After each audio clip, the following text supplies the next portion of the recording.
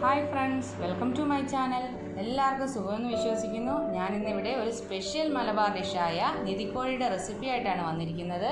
ഇതൊരു സ്പെഷ്യൽ ഡിഷാണ്. Video full കാണുക. പിന്നെ എൻ്റെ ചാനൽ സബ്സ്ക്രൈബ് ചെയ്തിട്ടില്ലെങ്കിൽ ഒന്ന് മറക്കാതെ സബ്സ്ക്രൈബ് ചെയ്യുക. അപ്പോൾ നമുക്ക് വീഡിയോയിലേക്ക് പോകാം. ഇവിടെ ഞാൻ എടുത്തിരിക്കുന്നത് ഒരു 1.5 കിലോ ചിക്കനാണ്. ഇതിനെ മാരിനേറ്റ് ചെയ്യാനുള്ള ഇൻഗ്രീഡിയൻസ് നോക്കാം.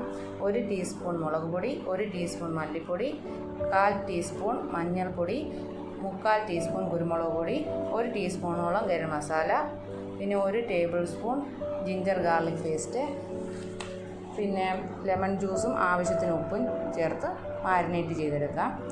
ഇനി ഒരു 15 മിനിറ്റ് ഇങ്ങനെ തന്നെ ഇരിക്കട്ടെ. ഇപ്പോൾ 15 മിനിറ്റ് കഴിഞ്ഞു. ചിക്കൻ ഫ്രൈ ചെയ്യാനിടാം. ഇത് ഫ്രൈ ആകുന്ന നേരം കൊണ്ട് നമുക്ക് ഇതിന് വേണ്ട മസാല റെഡിയാക്കി എടുക്കാം. ചൂടായ ചട്ടിയിലേക്ക് 2 ടേബിൾ സ്പൂൺ വെളിച്ചെണ്ണ ഒഴിച്ചു കൊടുത്തിട്ടുണ്ട്. ഇനി ചെറുതായി അരിഞ്ഞ സവോളയും ചുവന്നുള്ളിയും ചേർത്ത് കൊടുക്കാം. ശേഷം ആവശ്യത്തിന് ഉപ്പും. ഞാനിവിടെ സവോള 2 എണ്ണമേ എടുത്തിട്ടുള്ളൂ. ചുവന്നുള്ളിയാണ് കൂടുതൽ എടുത്തിരിക്കുന്നത്. ഏകദേശം ഒരു 2 കപ്പ് ചുവന്നുള്ളി എടുത്തിട്ടുണ്ട്. ചുവന്നുള്ളി ചേർക്കാൻ ബുദ്ധിമുട്ടുള്ളവർക്ക് ഒരു 5 സവോള ചേർത്താലും മതിയാകും. ചുവന്നുള്ളി കറികൾക്ക് വളരെയധികം ടേസ്റ്റ് കൂട്ടുന്നത് കൊണ്ടാണ് ഞാനിവിടെ ചുവന്നുള്ളി തന്നെ എടുത്തിരിക്കുന്നത്. ഇനി ഇത് നന്നായി ഒന്ന് വഴറ്റി കൊടുക്കാം. ഇവിടെ ഞാൻ ചതച്ച കാന്താരി ആഡ് ചെയ്യുന്നുണ്ട്. അത് നിധിക്കോഴിക്ക് നല്ലൊരു ഫ്ലേവർ കൊടുക്കും. ഇനി നമുക്ക് 3 പച്ചമുളകും ചതച്ച കാന്താരിയും കറിവേപ്പിലയും ചേർത്ത് ഒന്നുകൂടെ വഴറ്റിയെടുക്കാം. ഈ പരുവത്തിലെത്തി കഴിയുമ്പോൾ ഒരു തക്കാളി ചേർത്ത് കൊടുക്കുക. തക്കാളി ചേർക്കുന്നതിന് മുമ്പ് 1.5 ടേബിൾ സ്പൂൺ ഇഞ്ചി വെളുത്തുള്ളി പേസ്റ്റ് ആഡ് ചെയ്യുന്നുണ്ട്.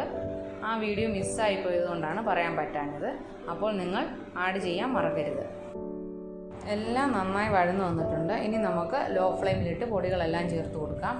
1.5 ടീസ്പൂൺ മുളക് പൊടി, 3 ടീസ്പൂൺ മല്ലിപ്പൊടി, 1.5 ടീസ്പൂൺ ഗരം മസാല, 1/2 ടീസ്പൂൺ മഞ്ഞൾപ്പൊടി, 1/2 ടീസ്പൂൺ കുരുമുളക് പൊടി. ഇനി പച്ചമണം മാറി വരുന്നതുവരേക്കും ഇളക്കി കൊടുക്കാം. ഇനി 1.25 കപ്പ് വെള്ളം ആഡ് ചെയ്യാം. വെള്ളം ഒഴിക്കുമ്പോൾ കൂടിപ്പോകാതെ ശ്രദ്ധിക്കണം. നിധിക്കോഴി സെറ്റ് ചെയ്യാൻ കുറുകിയ പരിവമാണ് ആവശ്യം.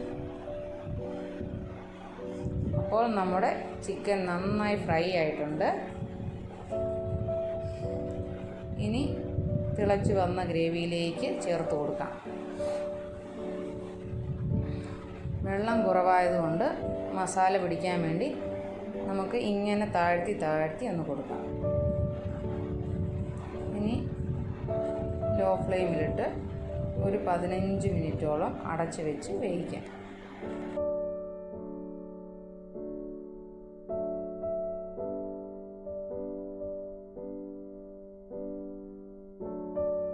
ഇനി നമുക്ക് നിധിക്കോഴി സെറ്റ് ചെയ്യാം. സാധാരണ എല്ലാവരും മയങ്ങിയ കലത്തിലാണ് സെറ്റ് ചെയ്യുന്നത്. എൻ്റെ കയ്യിലുള്ള കലം പുതിയതായതുകൊണ്ട് ഞാൻ ഇങ്ങനൊരു ചട്ടിയാണ് എടുത്തിരിക്കുന്നത്. അപ്പോൾ നിങ്ങൾ മയമുള്ള കലം തന്നെ എടുക്കാൻ ശ്രമിക്കുക. ഇതിൽ ഞാനൊരു വാഴയില സെറ്റ് ചെയ്ത് കൊടുത്തിട്ടുണ്ട്. ശേഷം ബട്ടറും കുറുക്കിയെടുത്ത ചിക്കൻ കറി ഇട്ട് കൊടുക്കാം. നെയ്യിൽ കുറച്ച് സബോളയും കിസ്മിസും കാഷ്യൂവും ബദാം, കടല ഒക്കെ റോസ്റ്റ് ചെയ്തെടുത്തിട്ടുണ്ട്. അതൊക്കെ ഇതിലേക്ക് ഒരു ലെയറായിട്ട് ഇട്ട് കൊടുക്കാം. പിന്നെ പുഴുങ്ങിയെടുത്ത കോഴിമുട്ടയും കാടമുട്ടയൊക്കെ ചേർത്ത് കൊടുത്തിട്ടുണ്ട്. കാടമുട്ടയൊക്കെ ചേർക്കുമ്പോൾ നല്ല ഭംഗിയായിരിക്കും കാണാൻ. പിന്നെ കുറച്ച് ഡേറ്റ്സും ചേർത്ത് കൊടുത്തിട്ടുണ്ട്. പിന്നെ ഫ്ലേവറിനായിട്ട് നമ്മൾ സാധാരണ ചെയ്യുന്ന പോലെ കുറച്ച് കറിവേപ്പിലയും മല്ലിയിലയും ഒക്കെ ചേർത്ത് കൊടുക്കാം.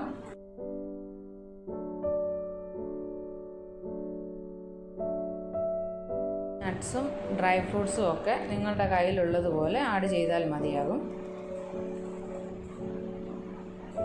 ലാസ്റ്റ് ഞാൻ കുറച്ച് ബട്ടറും ആഡ് ചെയ്യുന്നുണ്ട്. ബട്ടർ ഓപ്ഷനിലാണ്, ആവശ്യമെങ്കിൽ ചേർത്താൽ മതി. ഇനി നമുക്ക് കവർ ചെയ്യാം. ആദ്യം ഒരു വാഴയില കൊണ്ട് അകം ഒന്ന് കവർ ചെയ്യുക. അതിനുശേഷം മറ്റൊരു വാഴയില കൊണ്ട് പുറമൊന്ന് മൂടിക്കെട്ടാം. ഇങ്ങനെ ചെയ്യുന്നതാണ് നിധിക്കോഴിയുടെ രീതി. ഇനി അടുത്തത് ദം ചെയ്യാൻ ഒരു 30 മിനിറ്റ് വയ്ക്കാം. ഞാനിവിടെ ഒരു തവ യൂസ് ചെയ്താണ് ദം ചെയ്യാൻ വെക്കുന്നത്.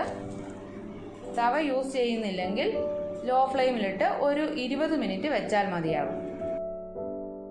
അങ്ങനെ നമ്മുടെ നിധിക്കോഴി റെഡിയായിട്ടുണ്ട്. ദം ചെയ്ത് ഒരു 10 മിനിറ്റ് കഴിഞ്ഞതിന് ശേഷമേ തുറക്കാവൂ. അപ്പോഴേ അതിൻ്റെ കറക്റ്റ് ഫ്ലേവർ അതിലേക്ക് ഇറങ്ങും. പിന്നെ ചുരുക്കി പറഞ്ഞാൽ വളരെ കളർഫുള്ളും ടേസ്റ്റി ആയിട്ടുള്ള ഡിഷാണ് നിധിക്കോഴി. പേര് പോലെ ഒരു നിധി തന്നെയാണിത്. നെയ്ച്ചോറിൻ്റെ ഒക്കെ കൂടെ നല്ല കോമ്പിനേഷനാണ് നിധിക്കോഴി. നട്ട്സിൻ്റെയും ഡ്രൈ ഫ്രൂട്ട്സിൻ്റെയും കോമ്പിനേഷൻ വരുന്നതുകൊണ്ട് ഇതിൻ്റെ ടേസ്റ്റ് എന്ന് പറയുന്നത് വളരെ അടിപൊളിയാണ്. ഹെൽത്തി എന്ന് വേണേലും പറയാം. പിന്നെ നിങ്ങൾ പ്രത്യേകം ശ്രദ്ധിക്കണം, ഫ്രൈ ചെയ്യുമ്പോഴും മസാലയൊക്കെ വഴറ്റുമ്പോഴും വെളിച്ചെണ്ണ തന്നെ ഉപയോഗിക്കണം. അപ്പോൾ ഇത് നിങ്ങൾ മിസ്സാക്കാതെ തന്നെ ട്രൈ ചെയ്യേണ്ട ഒരു ഡിഷ് തന്നെയാണ്. പിന്നെ നിങ്ങൾക്ക് എൻ്റെ വീഡിയോ ഇഷ്ടമായെങ്കിൽ ലൈക്ക് ചെയ്യുക, ചാനൽ സബ്സ്ക്രൈബ് ചെയ്യുക, തൊട്ടടുത്തുള്ള ബെല്ലൈക്കൺ എനേബിൾ ചെയ്യുക. Thank you.